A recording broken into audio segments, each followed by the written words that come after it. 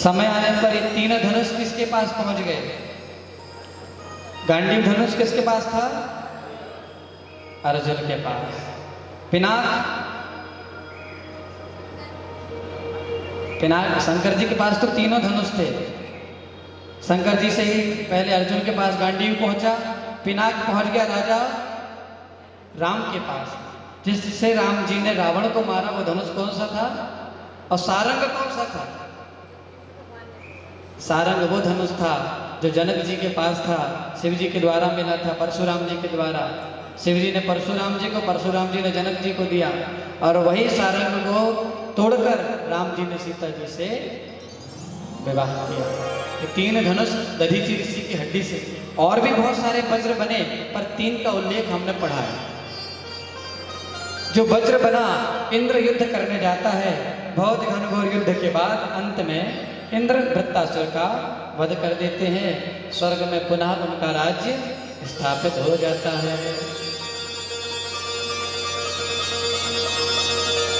इस कथा में हमें दो विशेष बातें जानने को मिली हैं।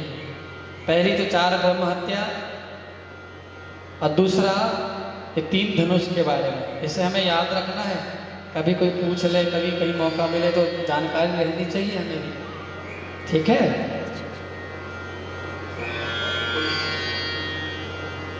ऐसे ही एक बार हम आपको भी बता रहे थे कि दुर्वासा ऋषि का अपमान किसने कर दिया? ये गुरुजी का अपमान किया तो इतना बड़ा लीला हो गया, वृत्तासुर से लड़ना पड़ा, क्या क्या नहीं करना पड़ा। लेकिन जब दुर्वासा जी का अपमान किया ना, तो दुर्वासा जी ने श्राप दे दिया कि जा तू श्रीहीन हो जा। जिस पर तू इतना घमंड करता है, अभिमान करता है, तू श्रीहीन हो जा, मतलब लक्ष्मी से हीन हो जा। जितना राजपाट था, जितना वैभव था, सबसे हीन होने का श्राप लगा। जब ये बात दैत्यों के गुरु शुक्राचार्य जी को पता चली, तो तुरंत बलि को पास में बुलाते हैं। ए राजा बलि, इधर आओ, सुनो, हम तुम्हें एक बात बताते हैं। इंद्र को श्रीहीन होने का श्राप लगा है, तुम सब दैत्य मिलकर जाओ, स्वर्ग में आक्रमण कर दो, तुम्हारी जीत अवश्य होगी, क्योंकि इंद्र को तो हारने का श्राप लग ही चुका है। सारे दैत्य युद्ध के लिए पहुंच गए स्वर्ग में, देवताओं को मार मार कर खदेड़ कर भगाया, और स्वयं दैत्य वहां पर राज्य करने लगे। अब स्वर्ग में किसका राज्य हो गया? राजा बलि का, दैत्यों का। दैत्यों का राज प्रारंभ हो गया। सारे देवता दर दर भटकने लगे। तभी सारे देवता भगवान विष्णु के पास बोले, प्रभु फिर से वही कहानी हो गई जो पहले हुई थी, अब क्या करना है? भगवान बोले, हर बार तुम हमारे ही पास आते हो, हर बार तुम हमारे ही पास आते हो, तो ठीक है, हम तुम्हें एक उपाय बताते हैं। तुम ना समुद्र मंथन करो, समुद्र मंथन में जो अमृत मिलेगा उसको पीकर तुम सब देवता बलिष्ठ हो जाओगे, ताकतवर हो जाओगे।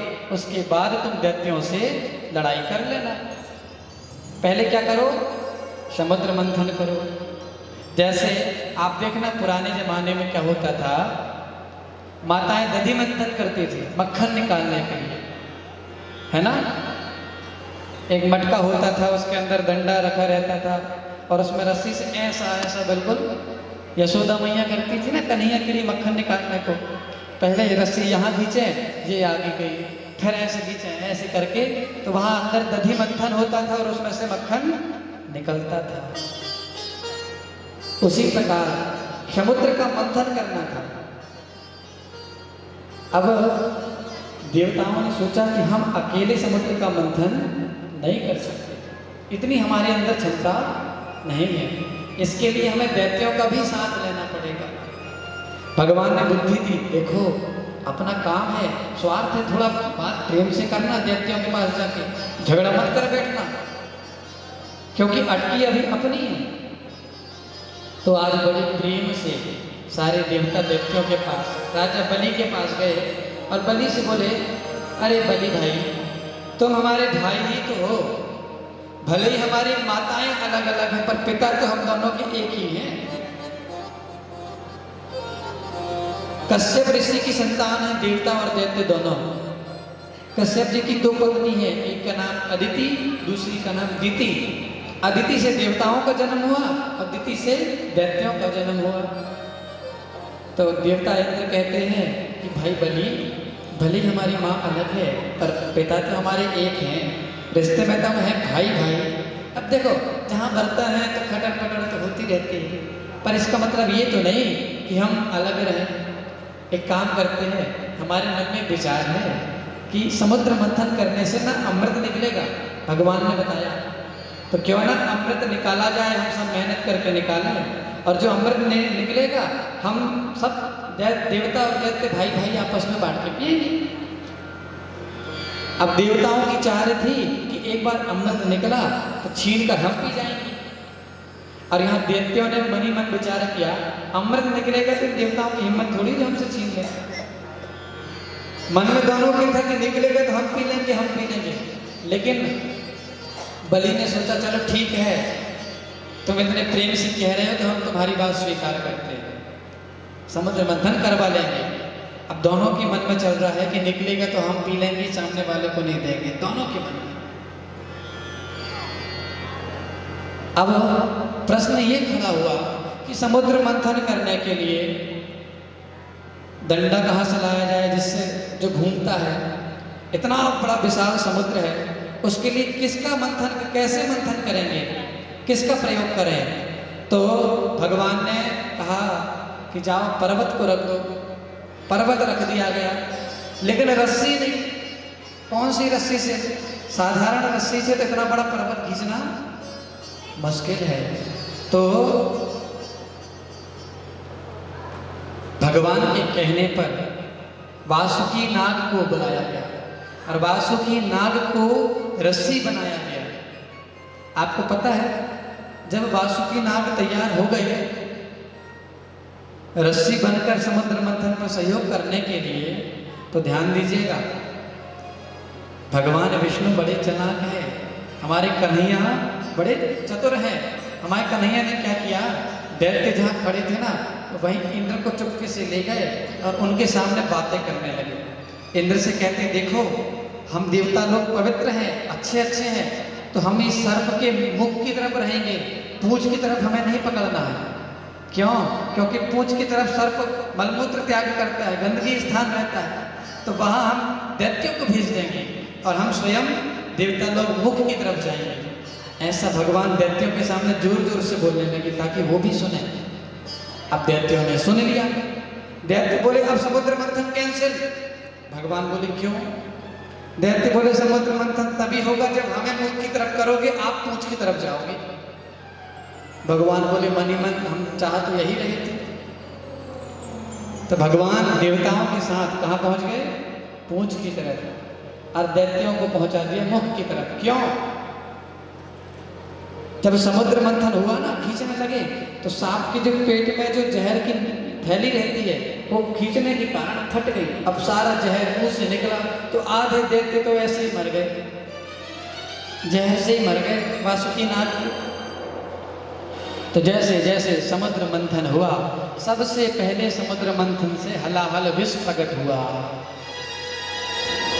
अच्छा, समुद्र मंथन का एक नियम और था, जो भी रत्न निकलेंगे जब तक उसको कोई ग्रहण न कर ले दूसरा मंथन प्रारंभ नहीं होगा। तो सबसे पहला रत्न निकला विष, हलाहल विष, जहर। अब इसे कौन ग्रहण करे? किसकी हिम्मत है कि विष को सहन कर सके? आपको पता है इतना जहरीला विष था कि यदि उस विष की एक बूंद भी पृथ्वी पर आ जाती तो पूरा पृथ्वी समाप्त हो जाती। इतना खतरनाक विष था जो समुद्र मंथन से निकला था। देवताओं ने कहा भैया हमारे अंदर तो हिम्मत नहीं है, हम तो नहीं पी सकते। दैत्य तो और डरपोक थे, वो तो बिल्कुल नहीं पीना चाहते थे। तब सभी ने मिलकर सोचा जहर पीने की क्षमता केवल एक ही देवता में है। वो कौन है? शंकर भगवान। सभी ने हाथ जोड़कर प्रार्थना करी, हे शंकर भगवान आप ही जहर को पी सकते हैं। देवता तो मन ही मन कह रहे हैं प्रभु हमारे हित के लिए ही सही, कम से कम आकर जहर पी लो। शिव जी कैलाश में बैठे बैठे देवी से कह रहे हैं क्यों पार्वती देखो ये देवता लोग, अगर अभी अमृत निकलता ना तो हमको तो बुलाना तो दूर, सोचते भी नहीं कि शंकर भगवान होते हैं कि नहीं होते। लेकिन आज विष निकल गया तो ये देवता स्वार्थ में हमें बुला रहे हैं। पार्वती जी ने कहा, अरे प्रभु, देवता जैसे भी हैं पर हैं तो अपने, उनके हित के लिए आप चाहिए। आज भोले बाबा सोच रहे हैं नहीं, पहले अच्छे से बुलाने तो दो, पहले और थोड़ा कर लेने दो मेहनत। तो आज सारे देवता मिलकर हाथ जोड़ के प्रार्थना कर रहे हैं शिव जी की। कर चरण कृतम वा कायजम कर्मजम वा श्रवण नयन जम वा मानसम वा पराधम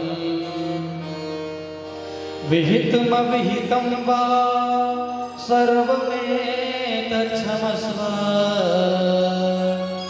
जय जय करुणाब्धे श्री महादेव शंभो। जय जय करुणाब्धे श्री महादेव शंभो। जब शिव जी का बड़े ही प्रेम से ध्यान लिया तो आज शंकर जी प्रकट हो गए और देवताओं से विष को लेकर अपने मुख में डाल लिया। ध्यान दीजिए, जैसे ही शंकर जी ने मुख में जहर को डाला तभी उन्हें याद आया कि हमारे हृदय में तो राम जी निवास करते हैं। मुख में तो डाल लिया लेकिन अंदर नहीं डाल रहे हैं, सोच रहे हैं अंदर गया तो राम जी को कष्ट होगा, राम जी निवास करते हैं। लेकिन मुख से बाहर निकाल दिया तो पृथ्वी खत्म हो जाएगी। तो शंकर जी ने जहर को ना तो अंदर रखा हृदय में, ना ही मुख से बाहर निकाला। जहर को शंकर जी ने अपने कंठ में धारण कर लिया, लेकिन जहर का प्रभाव इतना तेज कि शंकर जी का कंठ भी नीला पड़ गया। इसलिए शंकर जी को हम लोग नीलकंठ के नाम से भी जानते हैं। बोलो नीलकंठेश्वर भगवान की। तो पहला रत्न क्या निकला? विष। दूसरा रत्न निकला कामधेनु गाय। तो कामधेनु गाय को ऋषियों ने रखा, क्योंकि ऋषियों को यज्ञ करने के लिए दूध दही घी की बहुत आवश्यकता पड़ती है। तो ऋषियों ने कामधेनु गाय को रख लिया।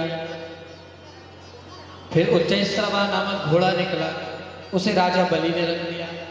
फिर ऐरावत हाथी निकला तो उसे इंद्र ने रख लिया। कौस्तुभ मणि निकली तो उसे भगवान विष्णु ने रख लिया। फिर अप्सराएं निकली तो अप्सराओं को स्वर्ग में भेज दिया गया। उसके बाद स्वयं माता लक्ष्मी जी समुद्र मंथन से प्रकट होती हैं। बोलो लक्ष्मी मैया की जय हो। लक्ष्मी जी प्रकट तो हो गई, लेकिन अब लक्ष्मी जी को कौन रखे भाई? नियम है समुद्र मंथन का, जो भी वस्तु निकले जब तक उसका उपयोग कहीं ना हो जाए तब तक आगे समुद्र मंथन नहीं होगा। अब विष को शिव जी ने ले लिया, कामधेनु गाय को ऋषियों ने ले लिया, ऐरावत हाथी इंद्र ने ले लिया, घोड़ा को बलि ने ले लिया। लेकिन जब लक्ष्मी जी की बारी आई तो लक्ष्मी जी को कौन रखे?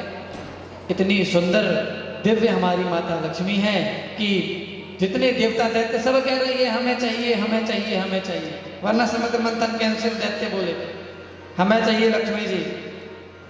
इंद्र बोल रहे नहीं, समुद्र मंथन हो चाहे ना हो, स्वर्ग मिले चाहे ना मिले, लक्ष्मी हमें चाहिए। सारे देवता दैत्य लड़ने लगे। तो शंकर जी भोले भाले, शंकर जी ने कहा एक काम करो, सबसे मैन विष मैंने पिया तो हमें ही दे दो। देवता बोले विष पिया तो कौन सा बड़ा काम कर दिया, ना पीते ना होता समुद्र मंथन आगे। लेकिन लक्ष्मी जी को हम ही रखेंगे, लक्ष्मी जी को हम ही रखेंगे। ये बात हो गई। शिव जी ने कहा ठीक है भैया हमें मत दो, तो एक काम करो लक्ष्मी जी को ही अपना वर स्वयं चयन कर लेने दो। इतने सारे लोग हैं, लक्ष्मी जी जिस पर वरमाला डालेंगी उसी से विवाह करवा दिया जाएगा। लक्ष्मी जी जिस पर वरमाला डाली। अब लक्ष्मी जी वरमाला ली, सबसे पहले दैत्यों की लाइन में गई। अब दैत्यों में जितने भी दैत्यों को लक्ष्मी जी ने देखा, सोच रही है राम राम, ये पता नहीं कितने दिनों तक नहाते नहीं है, गंदगी से रहते हैं, इनसे शादी करके मुझे फंसना नहीं है, पता नहीं कितने दिन तक नहाते नहीं है। अब दैत्यों की लाइन में जितने सब दैत्य, अब दैत्य असुर है, नहाना धोना इनका काम तो है नहीं।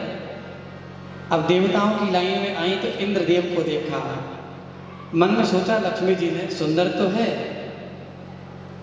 अच्छा है, लंबा है, हट्टा कट्टा भी, समझदार है, सब कुछ है, लेकिन अभिमानी बहुत है, ये दुर्गुण है, इसलिए मैं इससे शादी नहीं करूँगी। आगे जितने भी देवताओं के पास गए, सब में कोई ना कोई कमी इन्हें, कोई कामी है, कोई क्रोधी है, कोई अभिमानी है, कोई लोभी है। शिव जी के पास गई तो देखे हाँ बड़े सुंदर हैं, भोले भाले हैं, सब कुछ है, ठीक है, लेकिन ये भी बिल्कुल उर्दंग बाबा की तरह रहते हैं, कोई वस्त्र पहनना नहीं, केवल शेर की खाल पहनते हैं, बागंबर धारण करते हैं, भस्मी लगा के चिता के हरे राम राम, इनसे भी विवाह करना सही नहीं है। आपको पता है भोले बाबा क्या पहनते हैं? बागंबर, और शरीर में क्या लगाते हैं? भस्मी। हम लोग जब कर्पूर गौरम आरती करते हैं ना, तो ये किसकी आरती है? कर्पूर गौरम में किसकी वंदना है? शंकर जी की, है ना? कर्पूर गौरम करुणावतारम संसार सारम भुजगेंद्र हारम सदा वसंतम हृदयारविंदे भवम भवानी सहितम नमामि। कर्पूर गौरम, जो कपूर के समान गोरे हैं,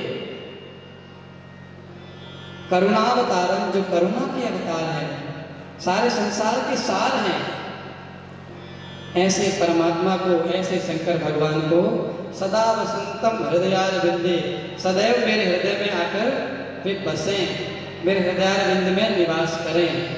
और केवल शंकर जी ही नहीं, साथ में भवम भवानी, भवानी मतलब पार्वती जी, और सहितम नमामि, नमामि का मतलब कौन है बताओ?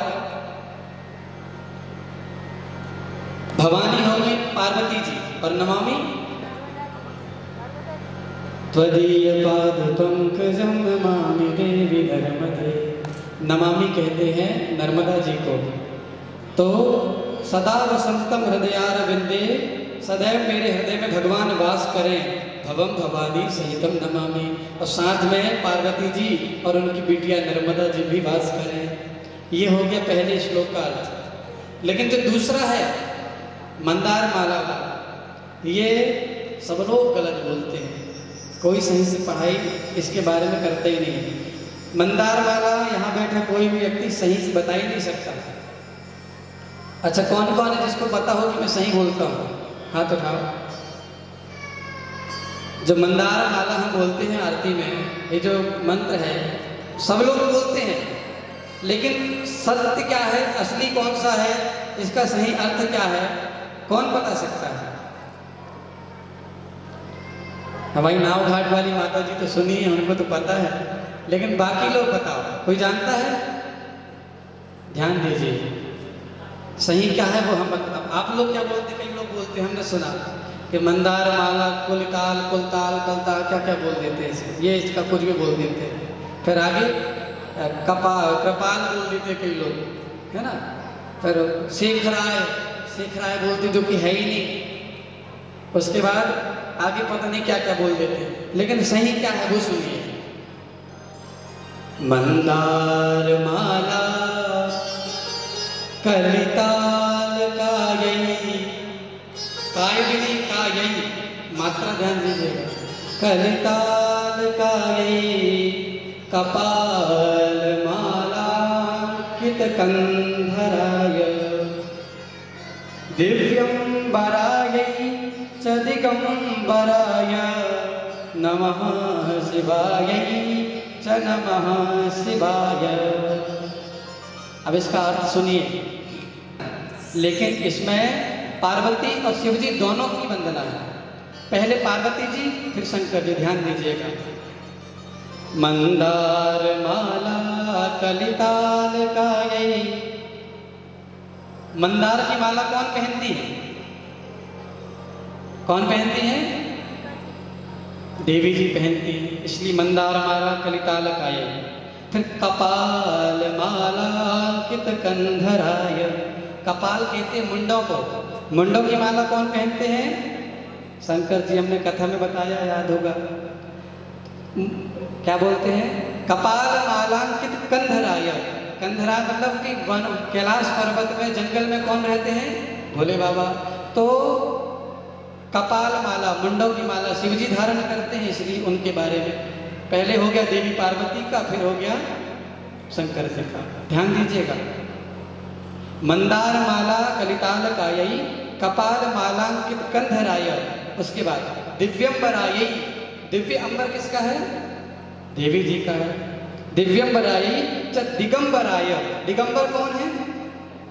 शंकर जी हैं। दिगंबर भगवान भोलेनाथ हैं। दिव्यंबरायई च दिगंबराय नमः शिवायई। शिवायई पार्वती जी के लिए उच्चारण है, शिवायई च नमः शिवाय भोले बाबा के लिए। तो ये इसका बिल्कुल सही है। मंदार माला कलिताल कायई, कपाल मालांकित कंधराय, दिव्यंबरायई च दिगंबराय नमः शिवायई च नमः शिवाय। ये हमको कहीं पढ़ने के लिए नहीं मिलता है, केवल एक शिव जी की पुस्तिका है, उसमें ही ये पढ़ने को मिल पाता है, बाकी हर जगह ये पढ़ने को नहीं मिलता है। इसलिए विशेषकर हमें ये ध्यान देना पड़ता है। अब आजकल सीख रहा है, देख रहा है, बहुत सारी चीज़ हो जाती है। हालांकि सब भगवान के ही उच्चारण है, इसमें कोई गलती नहीं है, लेकिन अगर हम सही उच्चारण करें तो ये अच्छा होता है। बोलिए वृंदावन बिहारी लाल की। तो हमारी कथा चल रही थी कि लक्ष्मी जी भोले बाबा को वर नहीं पहनाती है, माला नहीं पहनाती है। अंत में जब भगवान विष्णु को देखा तो लक्ष्मी जी गदगद हो गई, इनके अंदर कोई दुर्गुण नहीं है। तो लक्ष्मी जी ने भोले भगवान विष्णु को वरमाला पहना दी। इसके बाद आगे समुद्र मंथन हुआ तो वारुणी देवी निकली, मदिरा निकली, दैत्यों ने ले लिया। पारिजात वृक्ष निकला, इसे भी स्वर्ग में दे दिया गया। अंत में धन्वंतरी भगवान स्वयं प्रकट होते हैं अमृत को लेकर। जैसे ही दैत्यों ने देखा कि अमृत आ चुका है, दैत्यों ने छीन लिया। अब देवता बेचारे कोने में बैठ के रोने लगे, हे प्रभु, हमने जो काम किया था, इतनी मेहनत की थी, ये सोच कर के हमें मिलेगा, सब दैत्यों ने छीन लिया। अब क्या किया जाए? अब बेचारे देवता सीधे साधे रोने लगे। जब देवता, कोई भी भक्त भगवान का बड़े प्यार से रोते रोते बोलता है तो भगवान भी बेचारे दयावान हो जाते हैं। भगवान भी बोले, चिंता नहीं करो, हम तुम्हारे लिए कुछ करेंगे। भक्त जब सीधा साधा भाव से बोलता है ना, भगवान सरलता देखते हैं कि हमारे अंदर सरलता कितनी है, हमारे अंदर सीधापन कितना है। एक गांव में एक बालक रहता था, लगभग 20 ताजा खाता पीता था, खूब मोटा ताजा, और हम लोगों से तो 3 गुना ज्यादा भोजन करता था। लेकिन वो इतना सीधा, इतना सरल था कि वो घर का कोई काम, कुछ भी घर में अच्छा काम नहीं करता, केवल खाता और पड़ा रहता था। ध्यान से सुनिएगा, खाता और पड़ा रहता था, कुछ भी नहीं करता था। अब उसके जो बड़े भैया हैं और भाभी हैं, सब परेशान कि ये हमारा देवर तो कुछ करता ही नहीं है, कुछ खाता पीता बस रहता है, कोई काम नहीं करता है। तो इससे भाभी परेशान हो गई और एक दिन तो उसे चिल्लाकर भगा दिया घर से, चल भाग हमारे घर से। भैया भी सोचता कोई काम का नहीं है, इसको क्या करूँगा रख कर, मैं इतना खिलाऊंगा ही पिलाऊंगा, मैं ही बस करूँगा इसका पूरा, ये कुछ करता ही नहीं। भगा दिया उसको घर से। अब वो छोटा बेचारा घर से भागा भागा निकल गया। घर से निकला तो गांव के पास एक दूर पे एक आश्रम था। आश्रम के बाहर एक मोटे ताजे संत जी बैठकर भगवान का भजन कर रहे थे। अब उसने देखा कि ये जो संत है ये हमारी तरह ही हट्टे कट्टे और मोटे ताजे हैं, खाते पीते घर के दिख रहे हैं संत जी।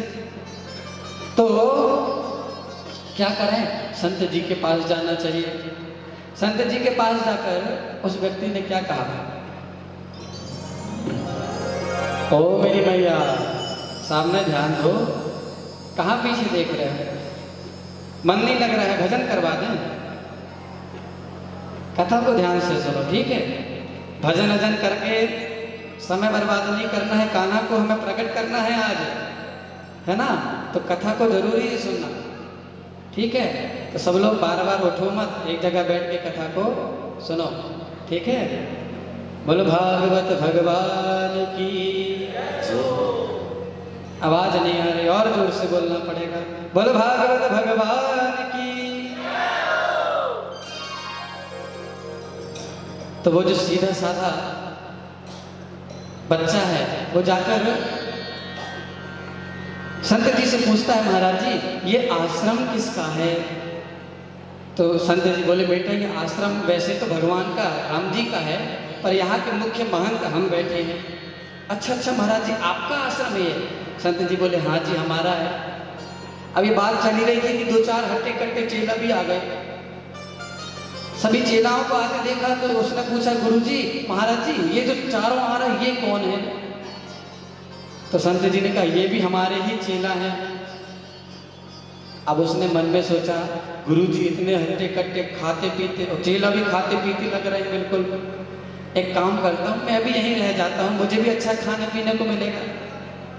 तो वो खाता बहुत था, काम तो कुछ करना नहीं था, केवल खाता बहुत था। तो वो पहुंच गया संत जी के चरणों में, बोला, महाराज जी मैं घर से भगा चुका हूँ, मुझे घर वालों ने भगा दिया है, अब मुझे आप अपनी शरण में रख लो, आपकी सेवा करूँगा, रहूँगा, 2 वक्त की रोटी चाहिए बस, और कुछ नहीं चाहिए। संत जी ने कहा, ठीक है, भगवान का आश्रम जैसे सब रहते हैं, आप भी आके रहो, कोई दिक्कत नहीं। अब तो वो आश्रम में रहने लगा। सुबह भंडारा होए, शाम को भंडारा होए, दोनों टाइम भंडारे में चकाचक भोजन करे और वहां आश्रम में आनंद से रहने लगा। अब इसका नियम क्या था, ये खाता बहुत था, इतना खाता था जिसकी कोई सीमा ना हो।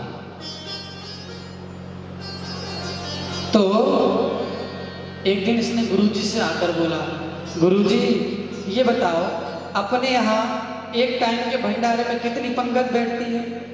गुरुजी ने कहा, बेटा 5 पंगत बैठती है।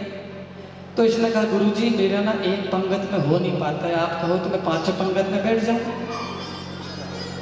क्या है कि पंगत जल्दी उठ जाती है और एक पंगत में मेरा पेट भर नहीं पाता है। मैं थोड़ा आपकी दया है तो फिर कृपा है, ज़्यादा खाता हूँ, अब एक पंगत में पेट नहीं भरता, आप अगर आज्ञा दें तो 5 पंगत में मैं बैठा रहूं। गुरुजी ने कहा, बेटा तेरी जितना इच्छा खा, भगवान का दिया बहुत है। अब तो ये 5 पंगत में बैठे और लोग देते जाए, भंडारा परोसते जाए, आधे से ज़्यादा तो यही खा जाए, बहुत खाता था। बड़े आनंद से आश्रम में रहना प्रारंभ कर दिया। 2 दिन 4 दिन 10 दिन रहा। अब एकादशी आ गई। क्या आ गई? एकादशी। अब आश्रम का नियम है कि एकादशी के दिन भंडारा नहीं बनता है, कुछ भोजन नहीं बनता है। अब ये सुबह उठा, स्नान ध्यान करके पहुंच गया रसोई घर में। आज रसोई घर में ना तो चूल्हा जल रहा है, ना ही कोई भोजन बन रहा है। ये घबरा गया, राम राम हमारे खाने का समय हो चुका है और कुछ बन नहीं रहा है। पहुंचा गुरुजी के पास, गुरुजी। गुरुजी बोले, क्या हुआ? इसने कहा, गुरुजी आज तो रसोई घर में कुछ बन ही नहीं रहा है, क्या बात है?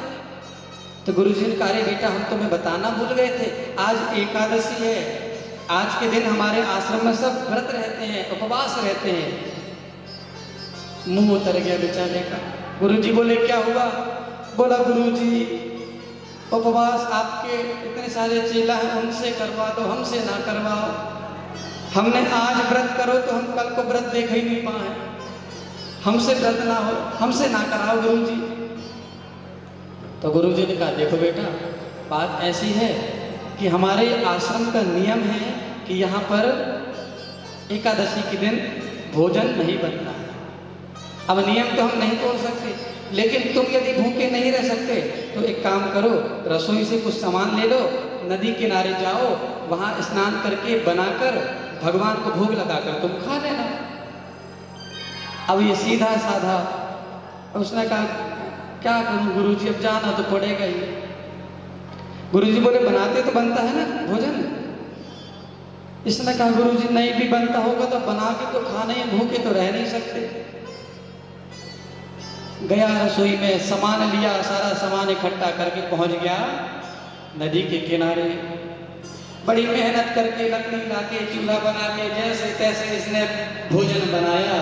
अब गुरुजी ने कहा है कि राम जी को भोग लगा के खाना है।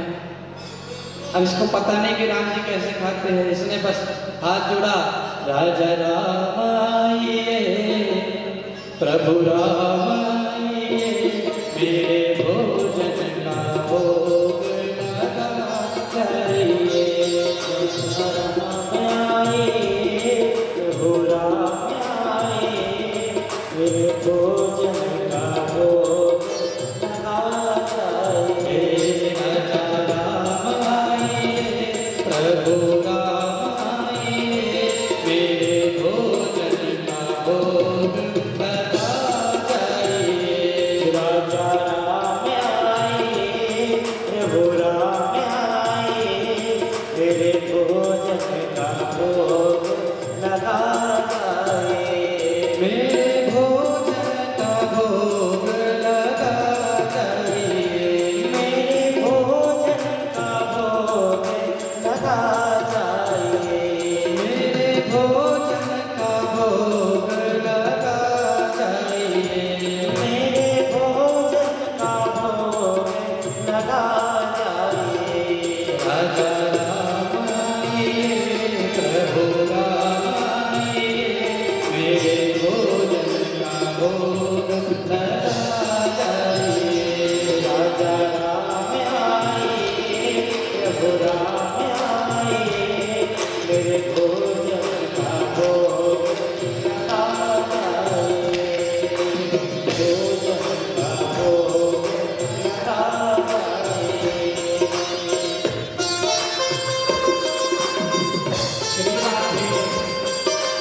तालियों की सेवा करते हुए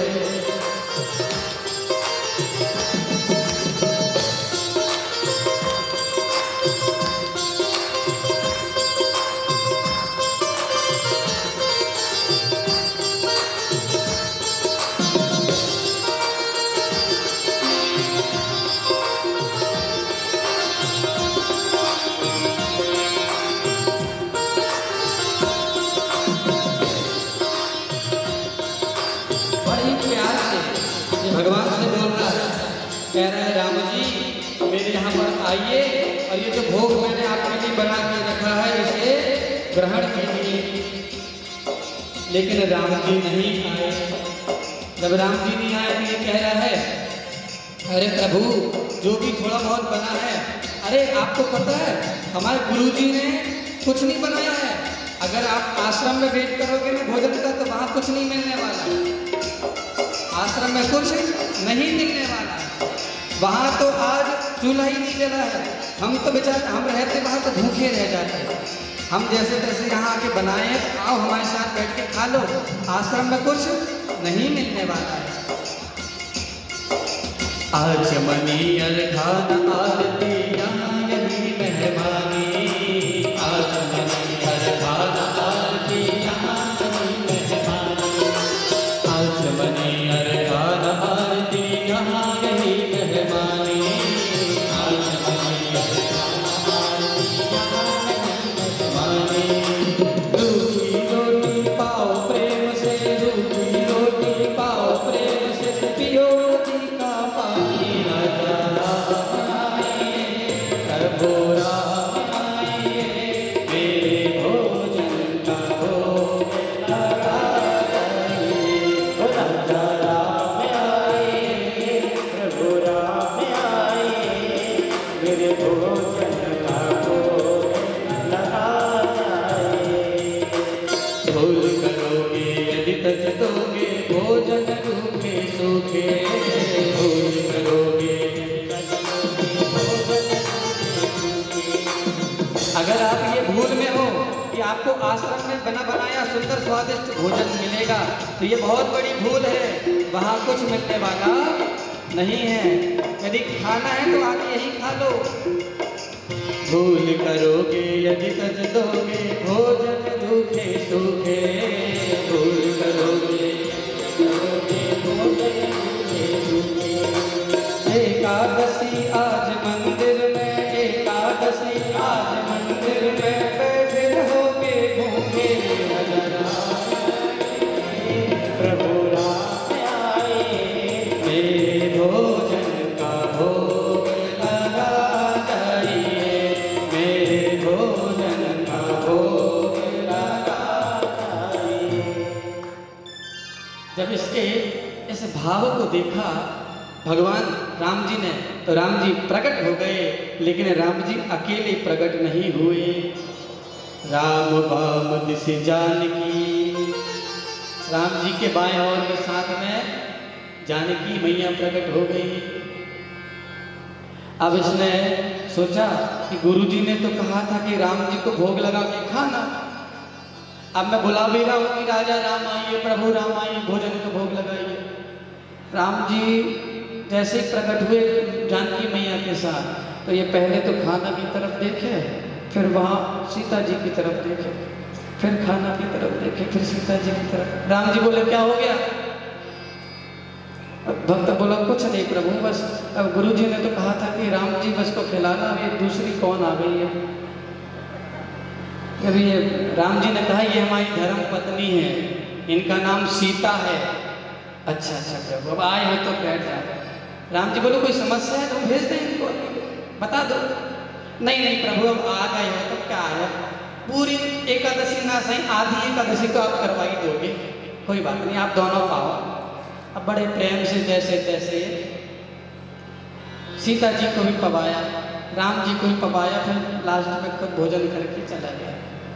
जाके गुरु जी से कहता है गुरु जी इस बार तो जैसा तैसा काट लिया, अगली बार से ना थोड़ा ज़्यादा अन्न देना, क्योंकि वहाँ आप कहते हो राम जी को भोग लगाना, उनके साथ उनकी पत्नी भी खाने आ जाती।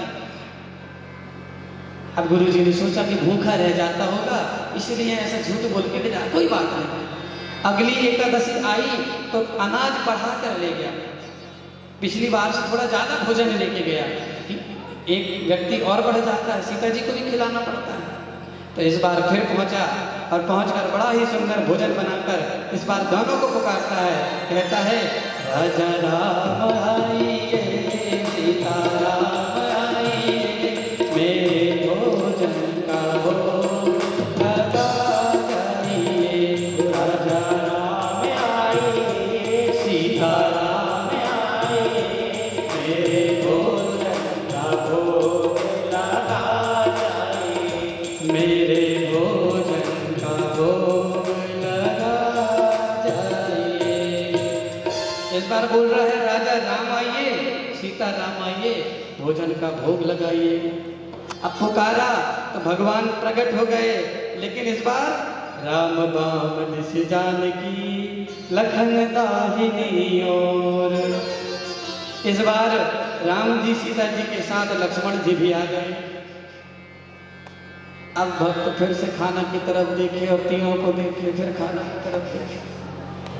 भगवान सोच रहे हैं, भक्त सोच रहा है कि अब खाना की तरफ देख रहा है, फिर वहां देख। भगवान बोले क्या हो गया? भक्त बोला कुछ नहीं प्रभु, अब क्या होना है वही होना है जो अब पहले हुआ था। राम जी बोले क्या बात है? तो इस भक्त ने कहा कि एक बात बताइए प्रभु, आपको जानता हूं, आपकी पत्नी को जानता हूं, ये तीसरे महापुरुष आपके साथ कौन है? तो राम जी ने कहा ये हमारे छोटे भाई हैं, इनका नाम लक्ष्मण है। अच्छा अच्छा अच्छा, बुरा ना माने प्रभु, तो एक प्रश्न कर सकता हूं आपसे? भगवान बोले पूछो। तो इसने कहा राम जी ये बताओ, मैं आपको भोजन भोग लगाता हूँ, जानकी मैया को भोग लगाता हूँ, अब मैंने आपको तो भोग में बुलाया, तो ये बताइए क्या मैंने आपके पूरे खानदान का ठेका ले रखा है कि सब आओ सबको खिलाऊं? आप आओ चलता है, मैं आपको बुलाया, आपकी पत्नी आ गई, कोई बात नहीं, अब ये आपके भाई भी आ गए। बिहारी लाल और धीरे बोलिए, बोली भागवत भगवान की। और धीरे बोलिए, बोलिए नर्मदा मैया की। और धीरे बोलिए, बोले भागवत भगवान की जय हो। देखो ये दुनिया ना कितना उल्टा सुनती है।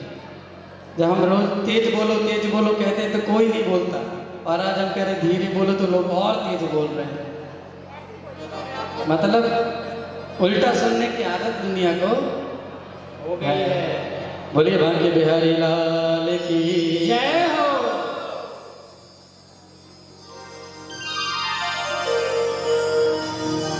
अब हम समय को देखते हुए कथा की विशेष चर्चा में चलते हैं, क्योंकि लाइट भगवान कब परेशान करने कोई भरोसा नहीं। समुद्र मंथन से जब अमृत निकला तो ये जो अमृत है ना, ये दैत्यों ने छीन लिया। दैत्यों ने छीन लिया तो देवताओं को अमृत पिलाने के लिए आज भगवान ने मोहिनी अवतार लिया। मोहिनी एक स्त्री का भेष है। स्त्री का भेष लेकर भगवान दैत्यों के सामने पहुंच गए। दैत्यों ने जब मोहिनी भगवान को देखा तो भगवान की सुंदरता को देखकर दैत्य मोहित हो गए। आपको पता है हमारे कन्हैया कितने सुंदर हैं, और कन्हैया को देखकर जब ब्रज की गोपियां मोहित हो जाती हैं तो सोचो जब कन्हैया स्त्री बन जाए तो दैत्य कैसे मोहित हुए होंगे। हमारे ब्रज में कन्हैया को लेकर एक बात कहते हैं हे कृष्ण लला, अगर तुम होते लली तो गले कट जाते करोड़ा नदी। अरे जब कान्हा लड़का होकर इतने सुंदर हैं कि गोपियां मरी जाती हैं, तो विचार करो अगर वही लाला लली बन जाता, लड़की बन जाता, तो क्या होता है। आज वही हाथ दैत्यों का है। मोहिनी भगवान को देखकर मोहित हो गए। सभी दैत्य बोले हम अमृत पिएंगे मोहिनी के हाथ से, इस स्त्री के हाथ से, इसके हाथ से अमृत पीने में और आनंद आएगा, सोने पर सुहागा होगा। तो मोहिनी भगवान के हाथ से पीने की जिद सभी दैत्य करने लगे। मोहिनी भगवान ने हाथ में कलश ले लिया, दैत्यों से बोली अरे दैत्यों मेरी बात सुनो, ये जो अमृत है ना, अमृत नीचे से गाढ़ा गाढ़ा है, ऊपर से पानी पानी है। तो एक काम करते हैं, ऊपर का पानी पानी देवताओं को दे देते हैं और नीचे का गाढ़ा गाढ़ा के तुम सबको पिला दूंगी। ऐसा किसने कहा? मोहिनी भगवान ने। दैत्य भी भगवान की माया से मोहित हो गए थे।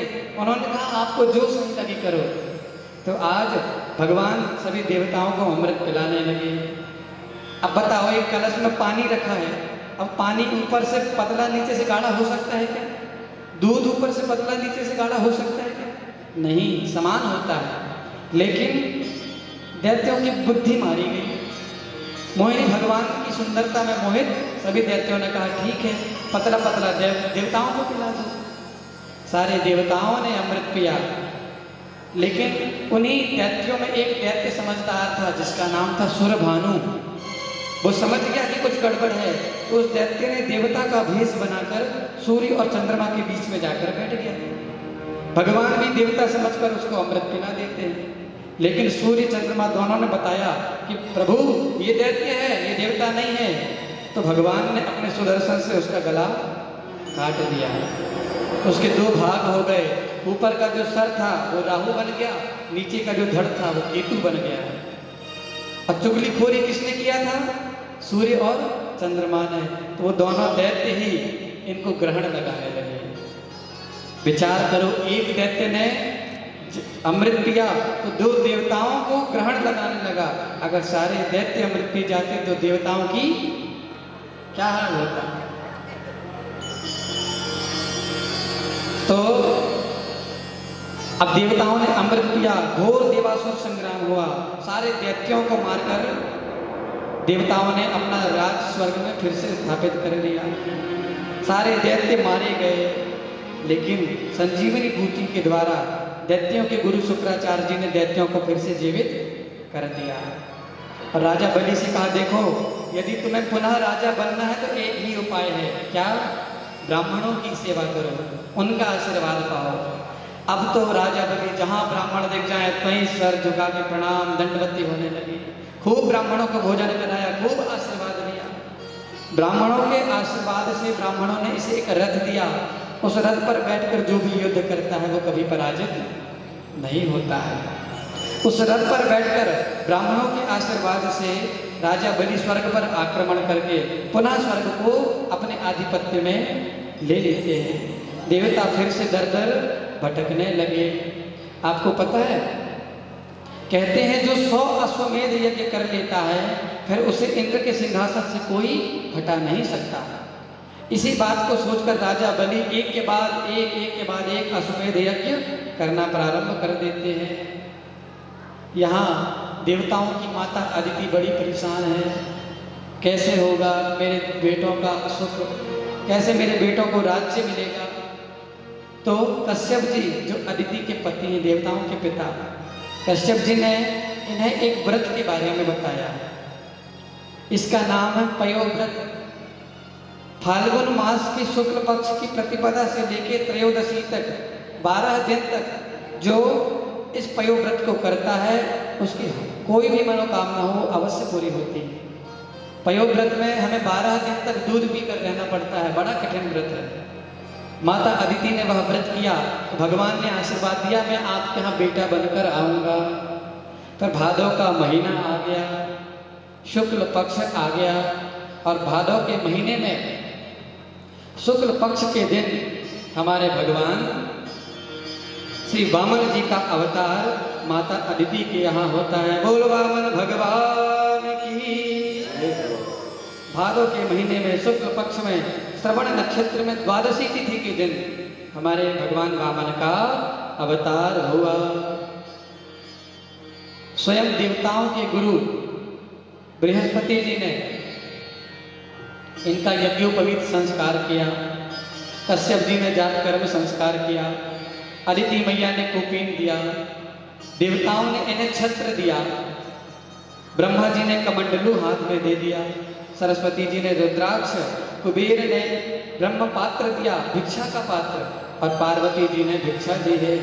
आज छोटे से वामन भगवान राजा बलि के द्वार पर भिक्षा मांगने के लिए जा रहे हैं। बोलो वामन भगवान की। तेरे द्वार खड़ा भगवान भगत भर दे झोली, भगत भर दे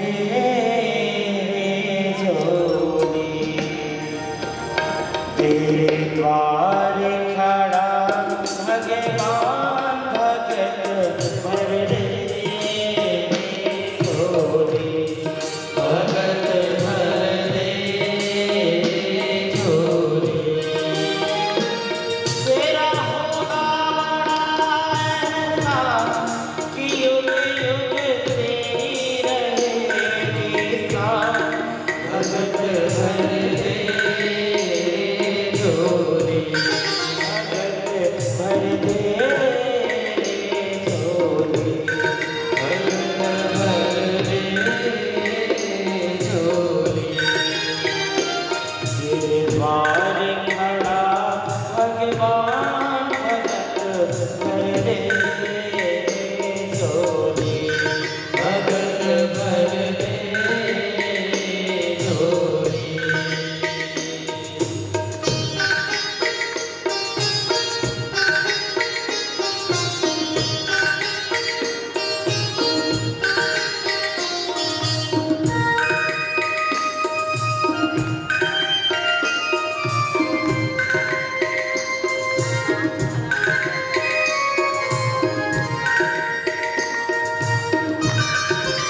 तालियों की सेवा करते हैं।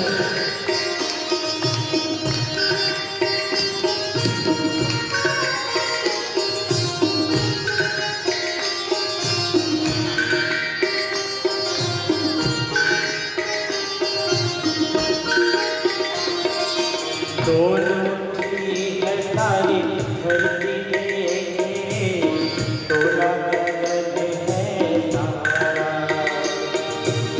दोनों की है सारी धरती देखे, तोला गगन है सारा।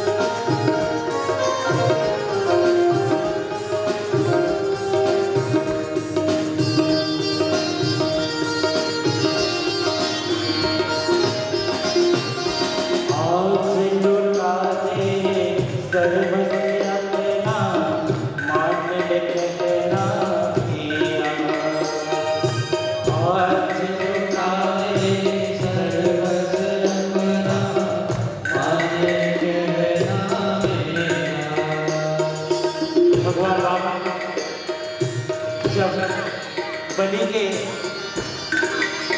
दरबार में पहुंचते हैं और बड़े ही प्रेम से उस भगत को ये समझाते हुए कहते हैं,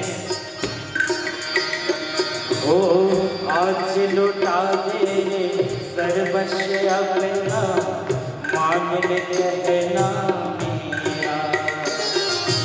आज लुटा दे सर्वस्व अपना, मांग ले कहना मेरा। मिट जाएगा पल में तेरा,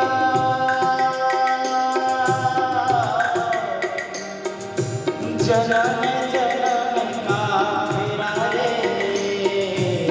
जन्म जन्म का तेरा। तू छोड़ सकल अभिमान, अमर कर दे तो अपना नाम, भगत भर दे तोरी, भगत भर दे तोरी, भगत भर तेरे द्वार खड़ा भगवान, भगत भर दे जोरी, भगत भर दे जोरी। तेरा होगा बड़ा एहसास कि युग युग तेरी रहेगी सांस, भगत भर दे जोरी, भगत भर दे जोरी। तेरे द्वार खड़ा भगवान, भगत भर दे जोरी, भगत भर दे जोरी। बोलो वामन भगवान की जय हो। अरे हाथ तो उठा दो अच्छे से। बोलो वामन भगवान की। वामन भगवान तो ठीक, राजा बलि बड़े खतरनाक दिख रहे हैं। बोलो राजा बलि की। हाँ, राजा बलि की धोती खुल गई। तो आज मैया आप कथा में ध्यान दीजिए, वो तो बैठे रहेंगे। बैठ जाओ बलि देवता, बैठ जाओ। अब ध्यान आप कथा में दीजिए, ठीक है। कुछ ही क्षणों बाद हमारे राम जी भी आने वाले हैं। जैसे ये आ रहे हैं ना, वैसे राम जी भी आएंगे थोड़ी देर में, और फिर कान्हा जी भी आने वाले हैं। लगभग आधे घंटे में ये तीनों आने वाले हैं।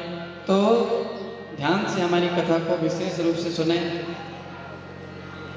जब भगवान वामन राजा बलि की यज्ञशाला की ओर पहुंच रहे थे, तभी दो चार द्वारपाल आए और बोले, महाराज, बलि से बोलते हैं, ओ महाराज, हम देख रहे हैं मानो सूर्य देव स्वयं आपके पास चलकर आ रहे हैं। राजा बलि तुरंत आरती की थाल लेकर पहुंच जाते हैं और आरती की थाल लेकर द्वार पर भगवान वामन की पूजा करते हैं, स्वागत करते हैं। भगवान वामन ने पूजा को स्वीकार किया।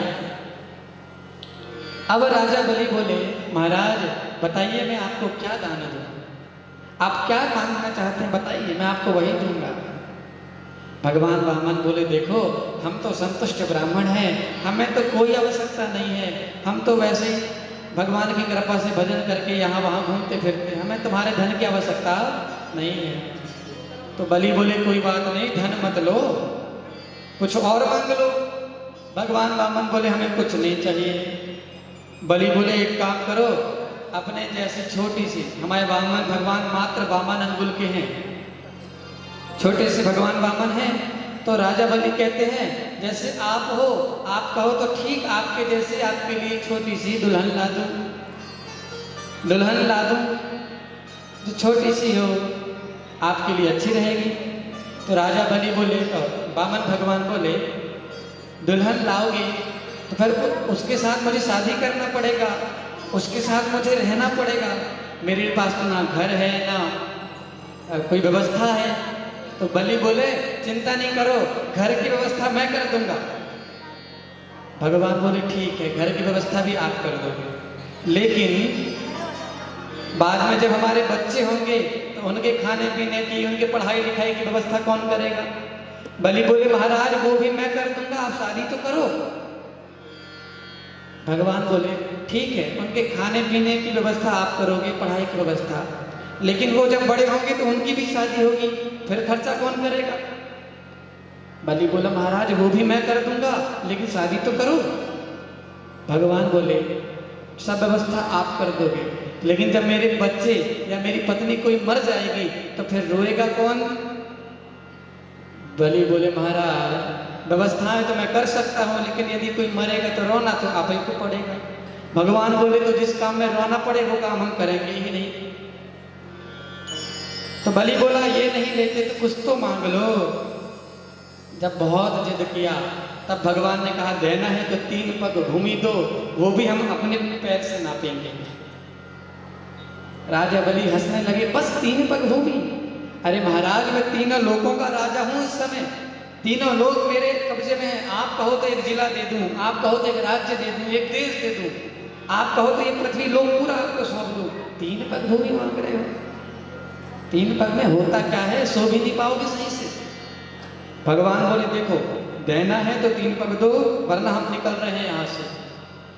तो बलि ने कहा ठीक है महाराज, 3 पग भूमि आपको जहां लेना है आप ले लीजिए। भगवान बोले ऐसे कहने से थोड़ी नहीं लेंगे, संकल्प करना पड़ेगा 3 पग भूमि का। राजा बलि हंस रहे हैं, 3 लोक के स्वामी से आप 3 पग भूमि मांग रहे हो और 3 पग का भी संकल्प। भगवान बोले देना है कि नहीं देना है? बलि बोले देना है। तो बोले संकल्प करो। लोटा में जल लेने लगे, उतने में शुक्राचार्य गुरुदेव आ गए राजा बलि के। बोले बलि ये कोई साधारण ब्राह्मण नहीं है, ये साक्षात नारायण है, संकल्प मत देना, 3 पग में 3 लोक लूट लेगा। बलि ने कहा अब मैंने बोल दिया है, मुंह से बात निकल गई है, मैं पीछे हटने वाला नहीं हूं, अब तो मैं संकल्प दूंगा। गुरुजी कह रहे बेटा गुरु की बात मान ले, पछताएगा बाद में, संकल्प मत दे, ये नारायण है। तो जानते हो बलि ने क्या कहा? बलि बोलता है अगर ये नारायण है, अगर ये साधारण ब्राह्मण होगा तो 3 पग लेकर चला जाएगा, लेकिन यदि ये नारायण है तो मुझे अपने आप को धन्य समझना चाहिए कि जिसके सामने सारा संसार हाथ फैलाता है, आज वो मेरे सामने हाथ फैलाने आया है, मैं तो धन्य हो गया। संकल्प किया, जल लेने लगा, लेकिन गुरुजी को सहन नहीं हुआ। तो गुरुजी क्या करते हैं, जल का जो छेद रहता है ना लोटे का, लोटे के छेद में जाकर छुप जाते हैं ताकि पानी नीचे नहीं आएगा, तो संकल्प भी नहीं होगा।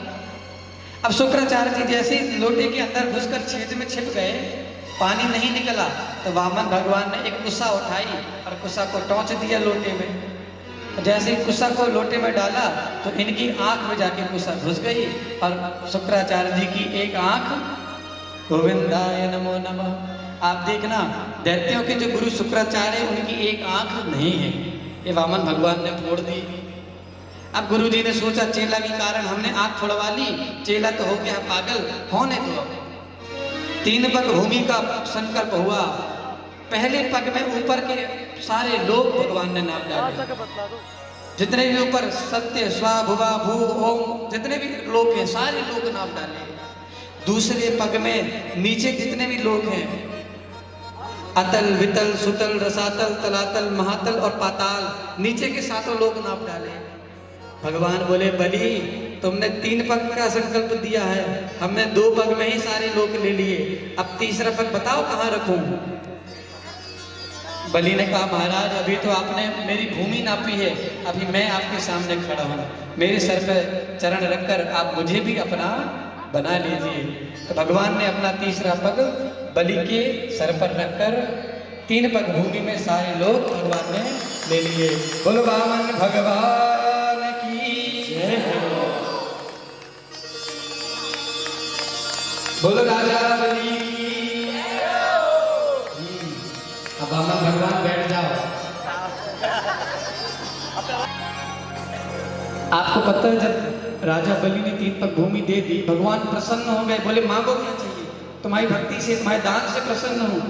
अब राजा बलि चाहते तो बोल देते जो लिया वापस कर दो, जो हमसे 3 पल में छीना है सब वापस कर दो, बोल सकते थे। लेकिन राजा बलि ने कहा, महाराज मुझे ये आशीर्वाद दो कि मैं जहाँ भी रहूँ मैं जब घर से बाहर निकलूँ तो मुझे आपके दर्शन हो, जब मैं घर के अंदर जाऊँ तब मुझे आपके दर्शन हो। तो भगवान बोले, हमें द्वारपाल बनाना चाहते हो? बलि बोले, ठीक है महाराज, आप जो चाहो बन जाओ। तो राजा बलि सुतल लोक में रहने लगे एक कुटिया में। अब भगवान द्वार पे डंडा लेके खड़े हो गए। राजा भी जाएं तो भगवान को प्रणाम करें, जब भी कुटिया के अंदर आए तो प्रणाम करें। क्यों? क्योंकि भगवान द्वारपाल बन के खड़े हो गए। यहाँ बैकुंठ खाली हो गया, भगवान तो सुतल लोक में राजा बलि के यहाँ द्वारपाल बने। नारद जी ने आकर लक्ष्मी जी से पूछा, क्यों लक्ष्मी जी, मैया आप अकेले बैकुंठ में, भगवान कहाँ पर हैं? भगवान कहाँ हैं? तो लक्ष्मी जी बोली, महाराज हमें तो पता ही नहीं है कि भगवान कहाँ हैं।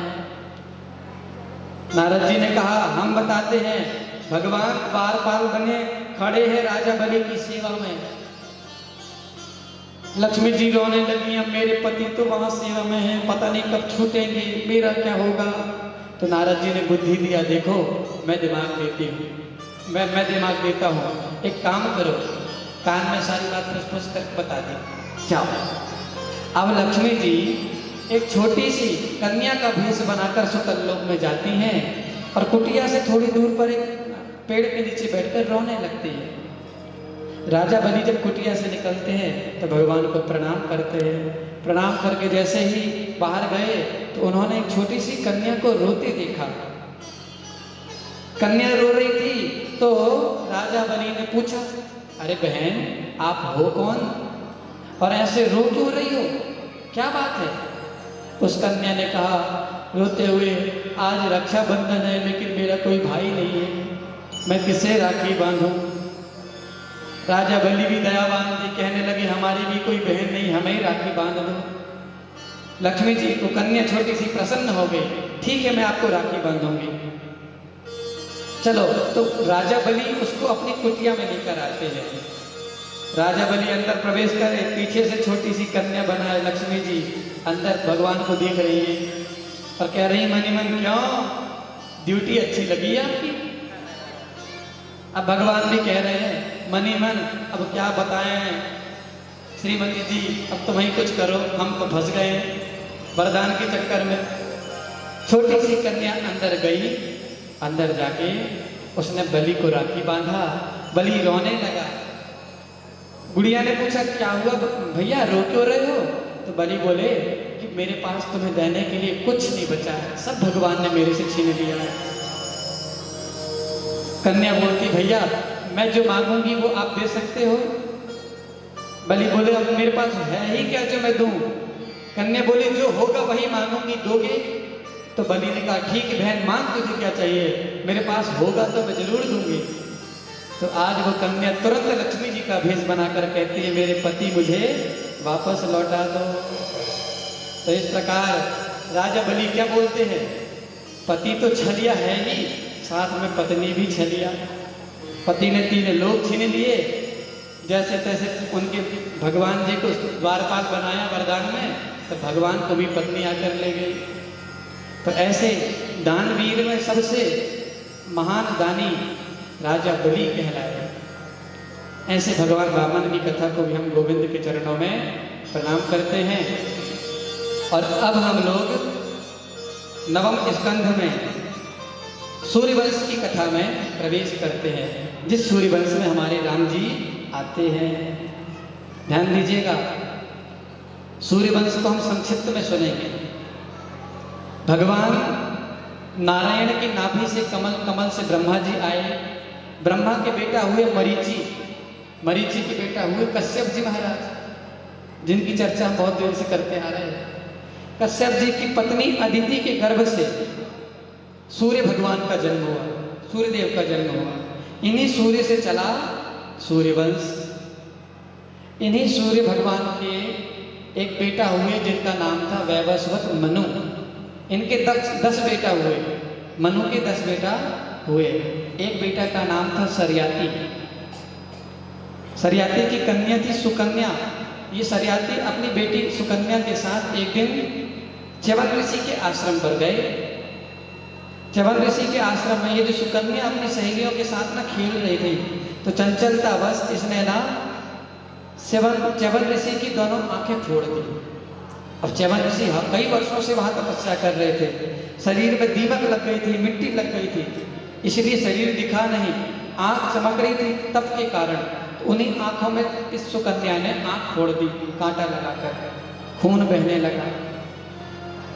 जब राजा सरियाती को पता चला कि मेरी कन्या ने च्यवन ऋषि की आंख फोड़ दी है, तो राजा सरियाती को श्राप ना लगे, इसलिए सरियाती ने सुकन्या से च्यवन ऋषि का विवाह करवा दिया।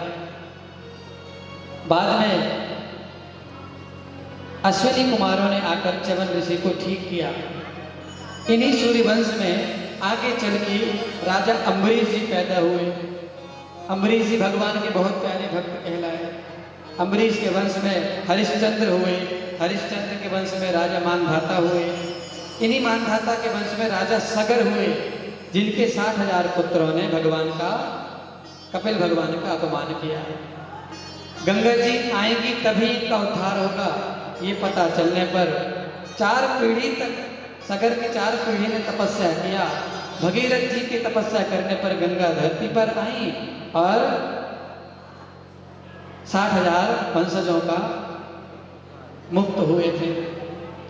इसी सगर जी के वंश में, भागीरथ के वंश में राजा खटवांग, खटवांग के बेटा दीर्घबाहु, दीर्घबाहु के बेटा रघु, रघु के बेटा अज, अज के बेटा महाराज दशरथ जी हुए। दशरथ जी की 3 रानियां हैं। 3 रानियों का नाम बताइए। सुमित्रा, कौशल्या और कैकेयी। तीनों रानियों की कोई संतान नहीं हो रही थी। दशरथ जी संतान नहीं हो रही थी तो गुरुजी से संपर्क किए। गुरुजी ने कहा बेटा पुत्रेष्टि यज्ञ कराओ। तो राजा दशरथ ने पुत्रेष्टि यज्ञ कराया। यज्ञ से एक खीर का चरू निकला, प्रसाद का चरू निकला। 3 भाग में तीनों को दे दिया। सुमित्रा को दे दिया, कौशल्या को दे दिया और कैकेयी को दे दिया। लेकिन कहते हैं सुमित्रा का जो भाग है उसे एक पक्षी उड़ाकर ले गया। कहते हैं वो पक्षी जहां ले गया वो पवन देवता के द्वारा माता अंजना के पास पहुंचा और माता अंजना के गर्भ से स्वयं हनुमान जी महाराज का प्रागट्य हुआ, वो जो खीर लेकर गया था। लेकिन यहाँ माता सुमित्रा के हाथ से खीर पक्षी ले गया, उनके हाथ में कुछ नहीं बचा। तो माता कौशल्या और माता कैकेयी दोनों ने आधा आधा भाग दिया, इसलिए सुमित्रा को 2 भाग मिला तो 2 बेटा हुए, लक्ष्मण और शत्रुघ्न। कैकेयी और कौशल्या के एक एक बेटा हुआ। तो तीनों ने प्रसाद पाया और बड़ा ही सुंदर 9वीं तिथि के दिन शुक्ल पक्ष में चैत्र के महीने में दशरथ जी के यहाँ कौशल्या नंदन भगवान राम का प्रागट्य होता है। बोलो रामचंद्र भगवान की। आज अयोध्या में राम जी का बड़ा ही सुंदर प्रागट्य हुआ। आइए हम एक छोटे से भजन से राम जी का स्वागत करते हैं, इसके बाद चंद्रवंश की कथा में चलेंगे। आज हमारे राम जी सूर्यवंश में दशरथ जी के यहाँ प्रकट होते हैं। अयोध्या में सरयू नदी के किनारे हमारे प्रभु आए हैं। बोलो रामचंद्र भगवान की जय। सीताराम जी की प्यारी रजधानी लागे, रजधानी लागे, ओ मोहे